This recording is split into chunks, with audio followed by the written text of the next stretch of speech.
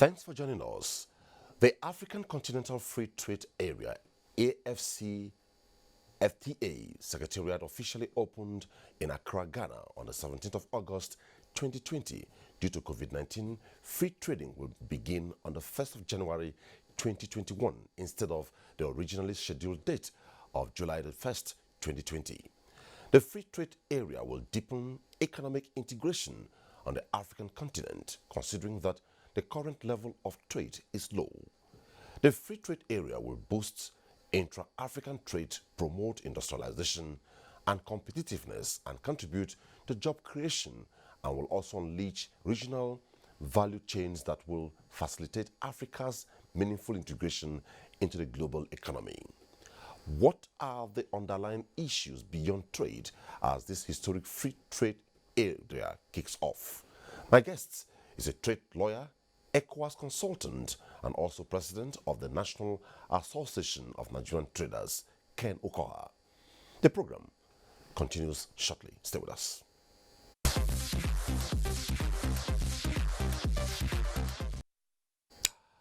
Mr. Ken, it's my pleasure to welcome you on Diplomatic Ties. Thank you very much. And once again, thanks for joining us on the program.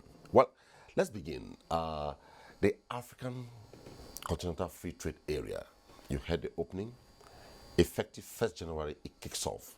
Will you say Africa truly is ready for this?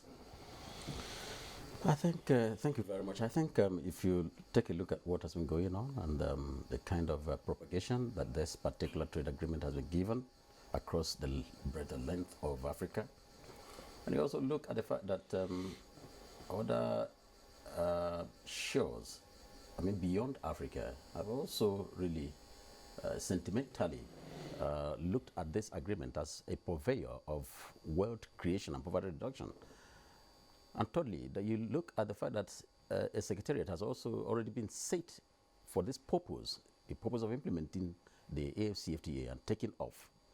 That it tells us that we have really prepared to move as Africa, as a continent. But beyond this is also the fact that you also see most of the adjoining protocols that are relevant to the implementation of the AFCFTA are already in place and being negotiated. I mean, some of them are being negotiated.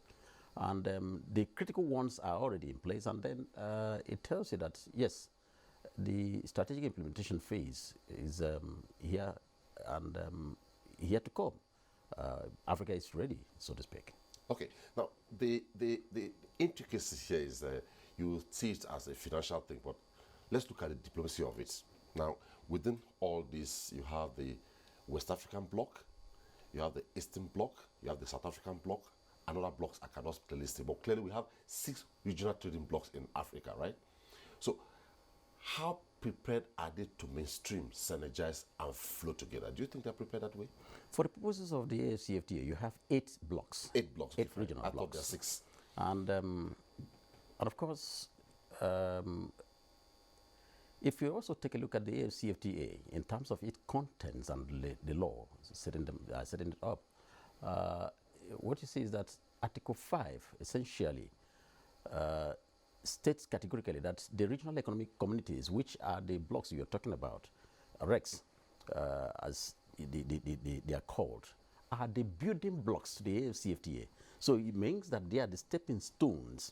It means that whatever is going to be done at the at the continental level would be taking its precedence from the regional economic blocks. Now, as we come back here, you will see ECOWAS as a regional bloc to the AFCFTA. That's why whatever you're doing within the context of regional integration also takes cognizance of what is going to happen at a continental level. And what that means essentially is that our ETLS, for instance, ECOWAS Trade Liberation Scheme, which is a regional trade agreement, has a lot to do with the AFCFTA. And therefore, you have to roll the ball down to the ECOWAS regional bloc and then move it from there, for the 50-member countries involved, and then move it down to the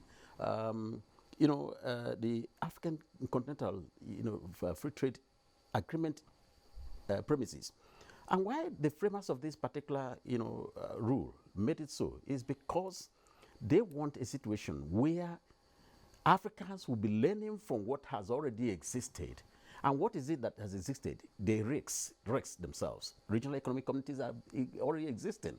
And therefore, from the mistakes that have been made, from the progress that has been made, the lessons that have been learned, all of these are going to package themselves towards the 1.2 billion market share that Africa has.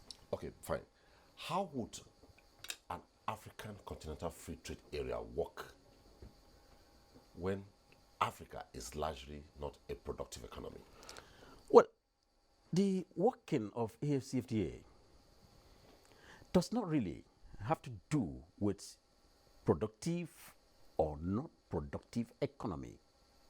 Now, to buttress this, Africa does not have the fullest of productivity, the fullest of the basket of commodities in her domain. However, what this particular AFCFTA has come to do is to, number one, attract or draw attention of other economies that may want to look at Africa as their market, so that instead of staying there and flinging goods into this continent, you can come here and invest. That's the point of argument now. For instance, if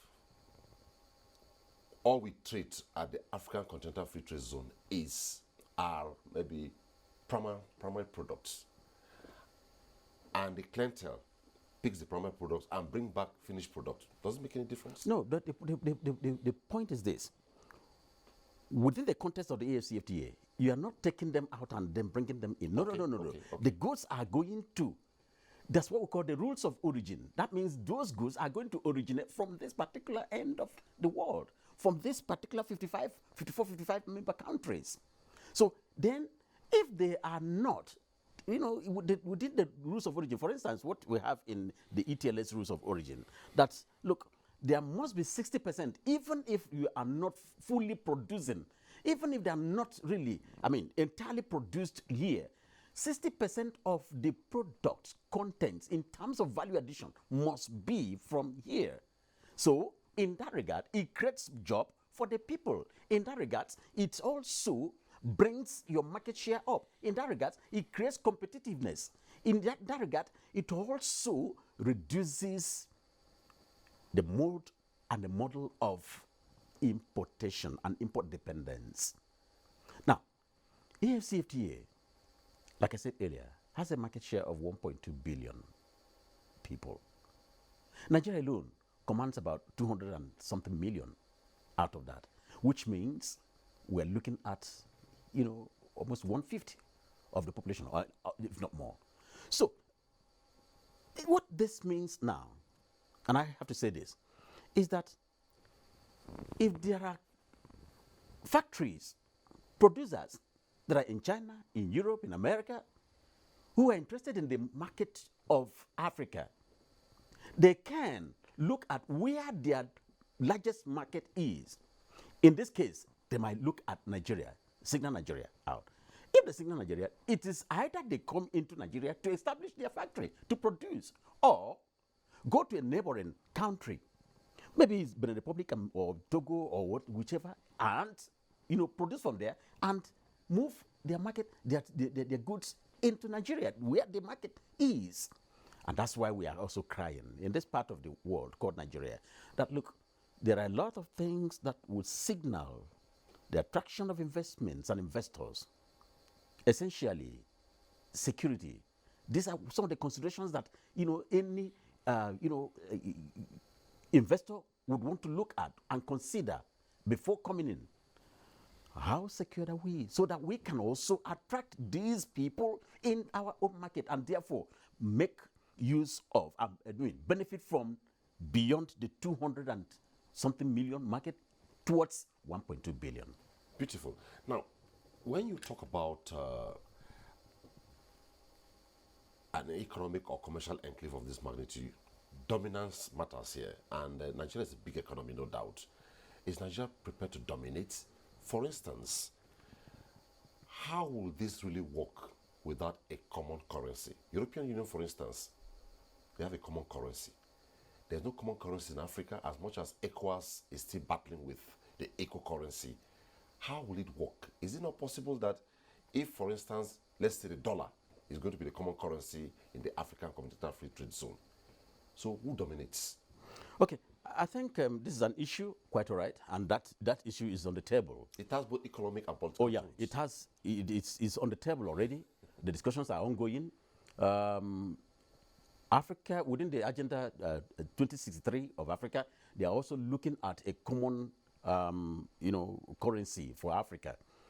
However, if you look at the entire regions, the 8 regional economic communities, take ECOWAS for instance, we have been battling for decades now to have a common currency, which has not been very easy. But it does not really, reduce the visibility of trade. And let me explain this. Take Europe, for instance. Europe has euro, quite all right. But you also see that there are members of, the European Union that are not members of that common currency. I'm sure you know about. Is it because of Brexit? The UK. I know. They just left. But before that, but you also know about,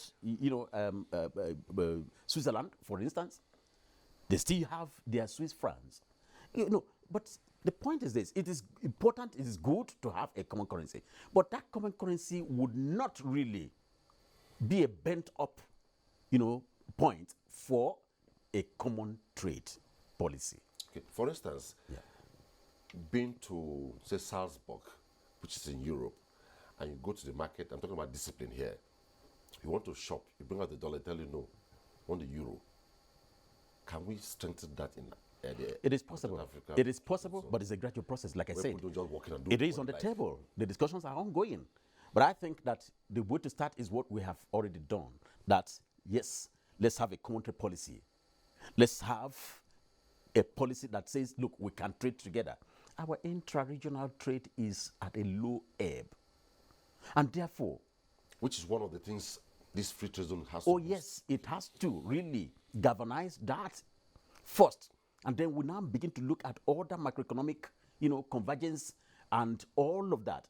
This would come later and progressively as we move into a common custom union, a common market, and all of that.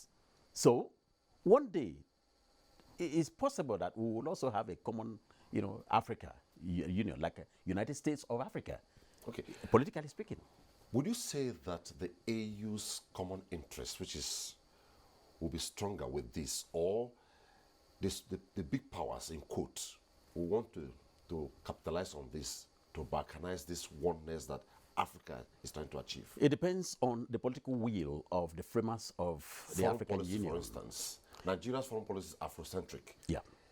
Is that due for other African countries? That's the point I'm making. It depends largely on the framers of this particular agreement. That's number one. It also depends largely on the political will of the leadership that we have in Africa. If they are serious with the AFCFTA, and I want to say this, if they are serious with the AFCFTA is a hook that can draw in other fishes into the net. And, it carries with it a stronger trade ties among ourselves. And by the time you have that stronger trade ties, you are strengthening your diplomatic power. By the time you do that, you may even come to a point where you have, like a European Union, having one voice at the World Trade Organization. It goes with it all that lane towards having a common base for unity in other areas of governance. And that's the way it goes. It depends largely on the kind of political will that we have and the understanding of the rules and the playing of the rules. Not playing to the gallery. Okay, let's look at another perspective, which is the African Continental Free Trade Area and the border closure policies of the African countries. For instance, Nigeria had a border closure for West Africa. I think they relaxed it recently, and a few other ones. If this policy subsists and they exist, how will this work? Now, Will it not be an affront no. to the principles of the By free the trade area? time the AFCFTA comes into play, we are just looking at ourselves like, a common border. So those demarcations will now be written in pencil, if you understand what I mean. So that means they can be raised any moment. So they'll be drawn with pencil. Written in pencil means that they can be deleted structurally, okay, in terms of trade.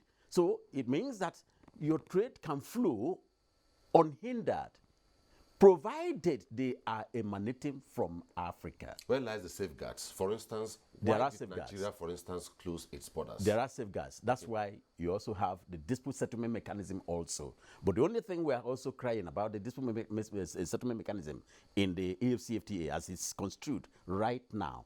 Some of us are saying, look, we need to review it. We need to amend it so that it doesn't take away the rights of the traders themselves, take away the rights of manufacturers.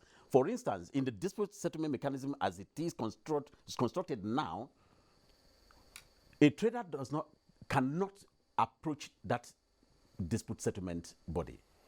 It is only the country, the parties, I think it's Article 16 and 34 also, the parties that agree in protocol, it is only the parties, which is the member states, the 55 member countries, that can approach the dispute mechanism, the dispute settlement body. Now, if there is any crisis, take for instance what happens between Nigeria and South Africa, between Nigeria and Ghana, where you have Nigerians must leave Ghana, and then South Africa, you have xenophobia and all of that. Good. So if this happens, then I cannot, as a trader who is settled in South Africa, go to the dispute settlement body of the AFCFTA.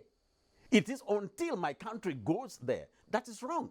So my goods would have been done with, my integrity would have gone done with, my investment would have just finished, and then it is when the country decides that something happens at the dispute, it knocks out. And we're saying, look, why don't you create, there are 8 regional economic communities. Why don't you use their already standing, dispute bodies, and then make that as the dispute settlement bodies? 2, why don't you also open it up so that both the member country and the specific trader, business actor can be able to access the dispute settlement body and seek redress, so that it doesn't apply to what we have here already in ECOWAS, where, for instance, as a trader, I cannot approach the ECOWAS Court of Justice in terms of trade irregularity or infringement upon my business, upon myself, except when it has to do with strictly human rights issue. So it will limit the beneficiaries, the people who are supposed to be beneficiaries. They will end up bearing the brunt of the AFCFTA. I hope this will be addressed. Now, just like Nigeria has been very firm on not signing the Economic Partnership Agreement, that is EPA. Yeah. It took Nigeria a while to sign the African Continental Free Trade Agreement. And when Nigeria signed, it was like pump and pageantry for Africa. Absolutely. Nigeria is big. Is it possible, if we don't strategize well and put things in place to dive in properly, we may be big, some small economies could dominate the free trade area? Absolutely correct, you are. And I want to say this, that, the fact that we are the largest economy in Africa today does not make trade smile at you if you do not get prepared. And that's why many of us were shouting against, I was one of the people that said, look, we don't have to sign AFCFTA in a hurry. Mr. President, just hold on your pen. But did we sign in a hurry? We did not, eventually. And the president, the president and his government listened to say, look, we need to do the proper things. And I can tell you today that everybody, all the private sector operators in Nigeria are happy. Not fully happy, but in terms of process, we're happy that you are being consulted. And you look at what the National Action Committee on the AFCFTA is doing today, in terms of sensitizations, in terms of, if almost on weekly basis, there are actions being taken under the AFCFTA. These are preparatory ways of driving us through. The only problem I have is the negotiation aspect, where there is lack of connectivity between the negotiators, and the people. Where you have the people deciding on the positions that should be taken to the negotiation table. You know, contrary to what was happening at the EPA level, where you have actors deciding and then the negotiators taking those positions as the decisions for the country. Okay, just before we go, just like I asked you, is Nigeria ready? Now, are Nigerian traders, West African traders, SMEs, name it, ready for this free trade area? The answer is yes and no. The answer is yes and no. Yes, in the sense that there is no country, and I want to state this and put this on record, there's no country in Africa today where you get to their markets that you don't find Nigerian traders. In fact, there is a statistics that revealed that about 61 to 67% of all traders in the whole of markets located in the whole of 55 member countries of Africa are Nigerians. So, if that's the case, these traders become the ambassadors of Nigeria. Which ambassadors doing what? Not the political ambassadors, but ambassadors of Nigerian products and goods. Now, the only problem I have is that majority of these traders have about 97 to 98% of goods imported from China, from Europe, from America, that they're dealing with, are dealing on over there in the countries where they're located. But we can change the entire equation by doing what? Ensuring that our production level, production axis is boosted, whether at the SMEs level or the bigger level, and then the goods that these people are going to be, selling and distributing as ambassadors, showcasing over there, exhibiting over there, are now going to be made in Nigerian goods. And it starts from our own level of patronage. How much do we patronize Nigerian-made goods? It also starts from the government. How do you patronize at every time where you have call, need for goods and services? How much are you patronizing our local? Yes, we have the local content law. How much are those laws being obeyed? How much are we integrating those laws? Enforcement. Yeah. How do you obey them so that our people, the producers, will also be smiling to the banks and healthy? And therefore, it would go back to the circle of wealth creation. And then the economy will always be enhanced structurally and boosted. Well, and I think that this is one of the things that we need to do. Nigeria has a lot of capacity, but we need to tap them well. The last point that I need to make is the issue of playing according to the laws. You don't wake up and close the border. Yes, we have done that, but I want to see that the closure of the border is a learning point preparatory to the AFCFTA implementation. And if we see it that way, what I want to see Nigeria doing right now is, can we look at a clear definition of the lessons that we have learned through the border closure? Let's document them. The security lessons, the trade lessons, the economic lessons, and intelligence lessons. Let's document them so that if anything comes up tomorrow, you can have that documentation as a reference point. And between you and your brothers, what are those things? When I say brothers here, I'm talking about Nigerian neighbors. What are those things that have led to the closure of this border? And can we now begin to say, oh yes, these things will not happen again? For instance, the interstate road transit protocol. Can we begin to also call ECOWAS to say, review these protocols now? Since the AFCFTA since the REX are stepping stones to the AFCFTA implementation.